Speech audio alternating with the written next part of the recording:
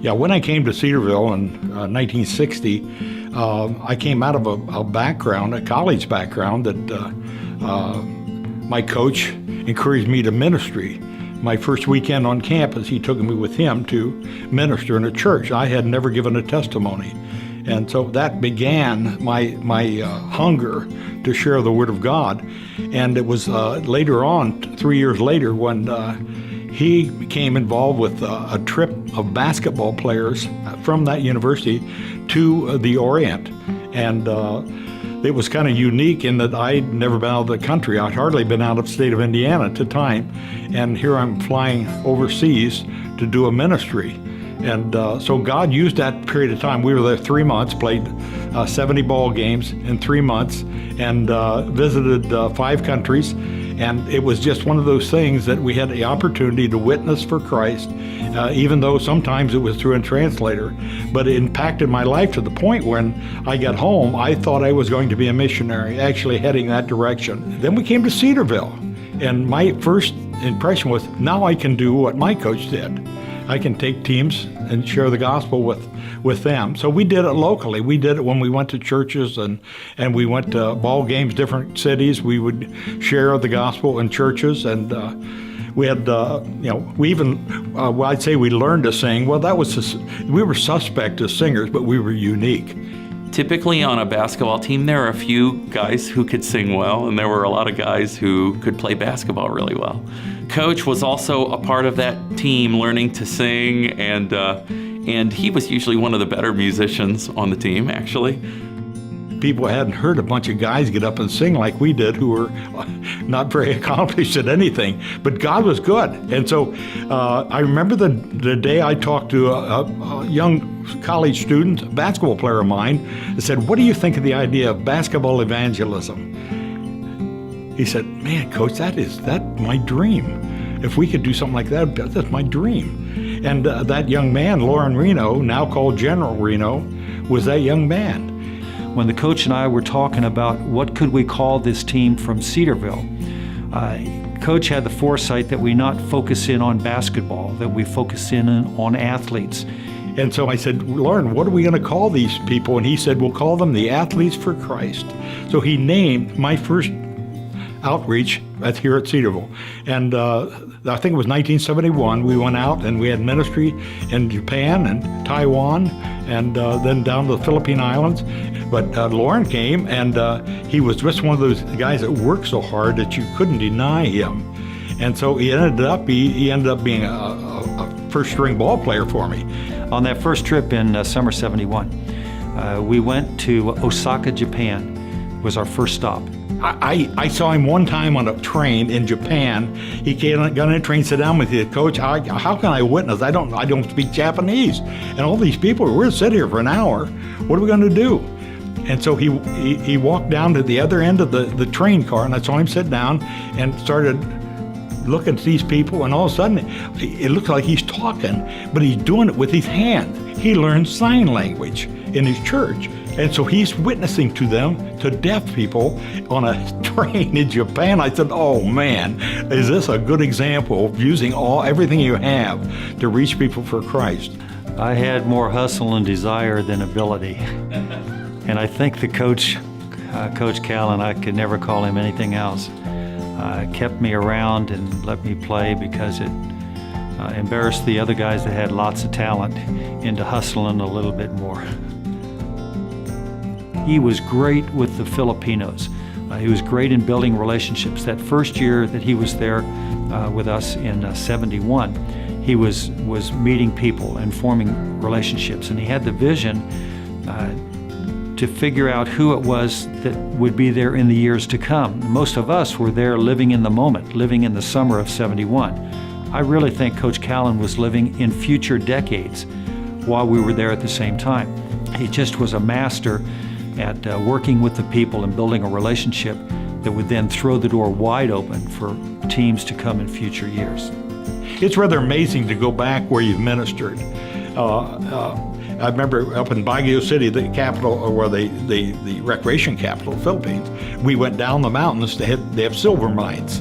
And we went down there, and the people live in barracks almost, and so we have this little court down there, and we play basketball in it. We share the gospel. They all stand around a fence and surround the court. And one of the last time, 5 years ago, in fact, the last trip I took a basketball team, the pastor came out and he helped us. He interpreted. He reiterated what our testimony was, and so they hear it in their dialect as well as English. And he said, "Coach, you don't know who I am, do you?" I said, "No, I don't. You don't even look familiar to me." He said, "Well, I was saved on this court 15 years ago. And I found the Lord. I went on to get my training, and I'm back now as pastor in this. Hey, that makes me tingle right now when I'm talking about it. It's awesome." We went back to the Philippine Islands 35 times in my tenure at Cedarville, where the summer ministry that we had was the outreach the Filipino pastors were looking for, because we come into town and the place went nuts. And to hear some of the stories that he would share of his times in the Philippines, I always told him, "Coach, let me know when you're going to be taking your last team to the Philippines, because I want to be sure and go with you." Then we go to the mayor's office, and he would sit down with a talk, and he always say, "Why are you here?" We always get to share the gospel with them. And I remember one instance where we shared the gospel with the I guess it was the governor in that case, and he said, "Well, I appreciate it." He said, and I said, "Can I pray for you?" And we prayed for him. And I left the office, and his secretary sitting outside at a big desk, he said, "Thank you, Coach Callan." She said, "I've been praying that someone would come and help us and show us the way." He said, "I'm a believer. I wanted him to hear the gospel." And so it's amazing what went into this, and the prayer that went into it was enormous too. So we'd play the basketball game and share the gospel at halftime, and after the second half, we'd divide up and see if we could reach people by talking to them. And of course, we stayed. Present day short-term missions is 2 weeks, 1 week, 2 weeks. We stayed 6 weeks, and that was a stretch. But anyway, that was my experience in starting this, and that's a year that I came back, and Pastor Harold Green was hired as a campus pastor at that time.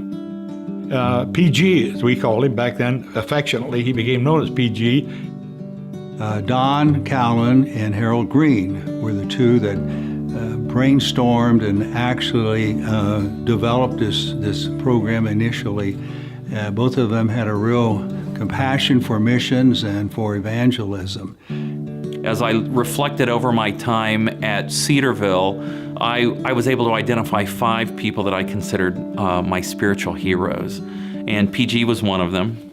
He was persistent in trying to get me to follow God's calling, even though I didn't know yet what that was.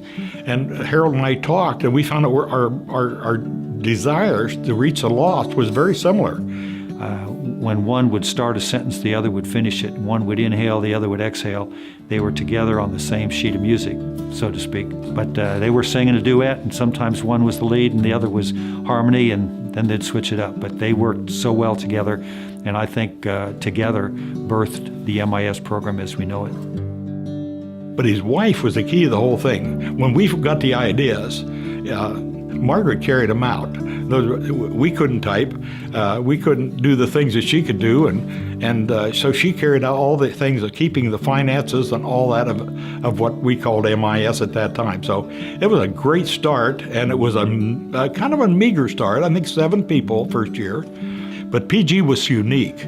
I'd say it's unique, and he was a campus pastor who was active in the lives of the kids, and he was active in camps. He was active in regard to the ministry of the local church. He was active in the missions outreach, so he had the whole package. We were right in the forefront of it, cutting edge of what was happening in missions. And I got to give Don and Harold Green a lot of credit for having the determination to do it. By and large, it was accepted here at the university. But to be fair, there were some people who had misgivings.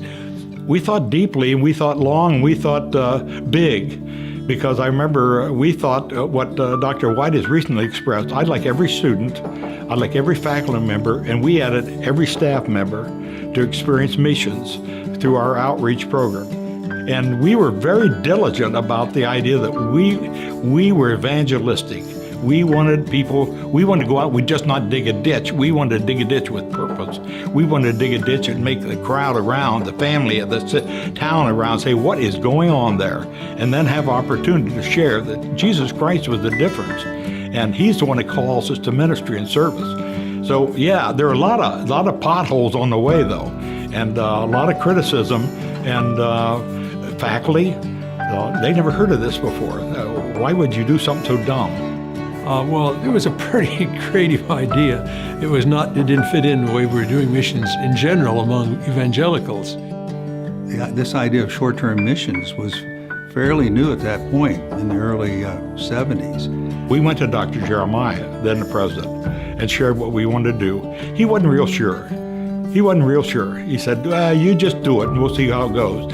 2 or 3 years later, we had a meeting where we had a ice cream social or something. We had testimonies by the kids that traveled. And I remember the next day he called us in and said, what are you guys doing? He said, I ought to be involved in this. And so he said, this has got to be part of Cedarville or you can't do it. And we said, yes, sir, because that's what we wanted all along. The idea is we're preparing the next generation of missionaries, and also we are encouraging our students to see missions as it really is and to have a burden for missions. And whether they ever end up on the field or not, they got to be a spokesman for missions in their local church. And we found that over the years that there were more and more of the missionaries that welcomed us and that realized the importance of students coming and working with them. You know, you hear about the guys on that road to Emmaus and their hearts burned in them. That's what happened to me. My heart burned inside of me because I wanted to be able to reach people for Christ. Now, I wasn't the evangelist of the world, but nonetheless, I had the opportunity of challenging these young people. And I think we did a study at one time that showed what our MISers were doing in their churches, and it overwhelmed us. They were Sunday school teachers, they were mission committees, they were pastors, they were, the whole gamut. And some were missionaries. A number of them became missionaries and missionary leaders in the years past that. So God was good in that, but I guess you have to say, you have to go over the rough spots sometimes to get to the smooth road. Countries like China and Eastern Europe began to open up diplomatically so that we could go to those countries. China had just opened up. We sent a travel team in, and they witnessed for Christ on the streets. And it was very difficult, but we got it done anyway. And we took students, and we camouflaged it pretty well. The first guy through in our group had a guitar. They didn't know in that guitar were Bibles and Christian literature, because you weren't supposed to do that. And they thought, here come some of these crazy Americans. They didn't even check us. They just let us through. And so we got some little literature in China. Harold had a particular burden for Australia, and I don't remember how many trips he took, but Australia had a special place in his heart. We had a guy named Bob Rome here, and Bob, he took his teams down there to Brazil, and with piranhas in the river and everything. And I can't imagine everybody was as wild to jump in the river as Bob was. But we had all kinds of fun with these kind of groups that went, doing some of the hard things in the world and the fun things of the world. My wife Netta and I have always been a God thing. I was off 35 years for 4 and 5 and 6 and 7 weeks at a time. Who mowed the lawn? Who kept things going at home? I met her at a wedding. I told the groom, I had never seen her before that wedding. She came down the aisle and I told the groom I'm going to marry her. After talking to her about 15 minutes, came back 8 weeks later, saw her in the yard that one night. We went out the next night and I asked her to marry me. And she said yes. And I thought she was as dumb as I was, And anyway, God took care of the thing. And we've never had a doubt of what we'd made a good decision. We didn't tell a lot of people right then. But anyway, God has been good to me and given me somebody who's very capable.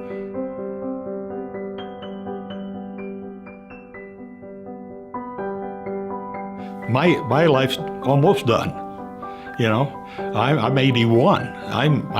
I'm history. I laugh at myself because I've worked without talent for years. It doesn't seem to bother me. So come on, let's get off that negative stuff and get on with the positive. What can I do? How can I reach someone? Can I be a friend to somebody today? And if so, have a significant conversation with them when the opportunity comes.